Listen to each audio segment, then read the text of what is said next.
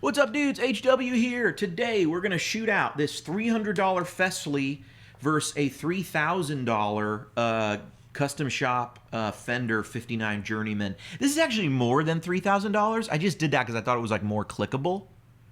300 versus 3,000. But in actuality, this guitar is like, I think over 4 grand now. But when I bought it, it was like 36 or 32. I can't remember. But that was quite a bit ago. That was like 2018. Guitar prices have all gone up. So if you bought this brand new, it'd be well over that. But this thing is like 300 bucks all day on Amazon. So enough talking. Let me just show you all of the pickup combinations. This one obviously has the humbucker.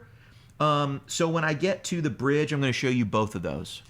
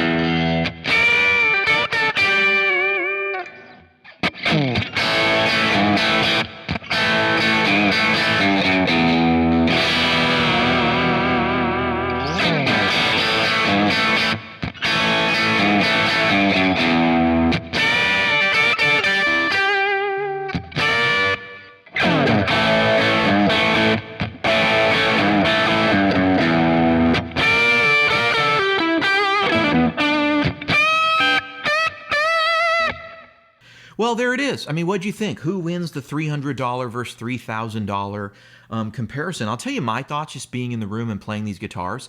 Feels a lot more vintage. It's got the 7.5 type thing going on, the vintage radius with high gloss, but it's high gloss nitro. I've played this guitar for years. It had some wear already when I bought it because, you know, they do like the aging thing to it. And it's worn more over time. And it's got some dings and stuff from when I, you know, prop it up against items and things like that. But, you know, I try to treat this thing pretty nice, but you don't have to worry about dings and scuffs on a guitar like this. This one's brand new. It has a satin neck on the back, and it's a 12-inch radius. So the feel of these guitars is pretty different. Sound, that always informs sound to me. Like, as a player, you know, you kind of like, you feel and then you hear, I feel like. But you guys just heard it, so I'm curious what you heard being the differences. What I heard was this thing has a lot of like vintaginess, and there's even like, if I could put it away, these ones feel a little more like low output and unpotted, almost like a little more like not microphonic, but a little more that way. Whereas these feel like tighter, hotter for sure, and just a little more controlled, a little darker. Definitely it's grinding the amp a little more, pushing it harder. We had more overdrive on this side than we did on this side, and you can hear those things going, you know? I love this guitar, and I'm keeping it, so I'm gonna take those things off of it. And look right here, this was made 8/20/2004. it was inspected and made. So, this guitar's 4 months old on its voyage from China to me, and then sitting in an Amazon warehouse, which is where I believe this came from. I looked at some of the paperwork they sent me on the tracking. It looks like they just sent me a normal model right out of the Amazon warehouse. So it's not like they did anything special to mine. So if they all are like this, to me, this is an incredible value and buy. I'm actually really impressed. This thing, is it worth what you pay for it? Maybe. I'm romantic about this guitar. I think it's great. The pieces are stamped out on this guitar with the exact same metal presses in the Fender Custom Shop that were in Leo's shop. They're the same presses. So the bridge saddles, the input jack, you could forensically match those parts on this guitar to a real, 57, 59, whatever Strat.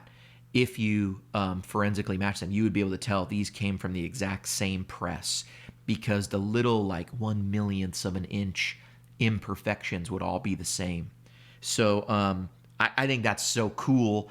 And it's in that way, it's they don't build guitars like they used to. At the Fender Custom Shop, they actually do build guitars like they used to. And then this is, nobody was building guitars out where this thing was when Fender started in the late 40s. I don't know if you were even allowed to own a guitar in the late 40s in China. They were having some... anyways, it doesn't matter. These are really, really both incredible instruments for kind of different reasons. But I'm thoroughly impressed by this. This is not going anywhere. They're kind of just it's like two different meals, man. You know what I mean? It's like having an In-N-Out burger.